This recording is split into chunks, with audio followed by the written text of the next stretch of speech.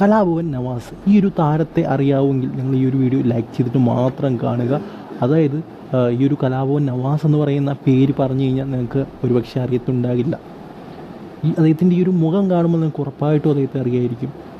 പണ്ടത്തെ പല സിനിമകളിലും ഇപ്പോഴത്തെ പല സിനിമകളിലും നിറസാന്നിധ്യമായി നിന്നൊരു വ്യക്തിയാണ്. കലാഭവൻ്റെ ഒരു പ്രോഡക്റ്റാണ്. ഈ അടുത്ത് സിനിമകളൊക്കെ അഭിനയിച്ചുകൊണ്ട് വരികയായിരുന്നു. ഇടയ്ക്കൊരു ബ്രേക്ക് വന്നു, പിന്നെ സിനിമകളും ഷോസും എല്ലാം നിർത്താതെ അഭിനയിച്ചുകൊണ്ട് വരികയായിരുന്നു.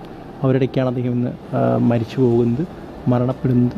എന്തായാലും ഈ ഒരു വിവരം വളരെ എന്താ പറയുക, ഹൃദയഭേദകം എന്ന് തന്നെ പറയണം. എന്തായാലും എല്ലാ സിനിമാ നടന്മാരും, കലാഭവനിലെ പ്രത്യേകിച്ച് എല്ലാ നടന്മാരും ഇത് വന്ന് കണ്ടിട്ട് പോകുന്ന, ആശുപത്രി കിടക്കുമ്പോൾ മരിച്ചു കിടക്കത്തേവ് കണ്ടുപോകുന്ന ഇമേജസൊക്കെ നമുക്ക് ന്യൂസിൽ കാണാൻ സാധിച്ചിരുന്നു.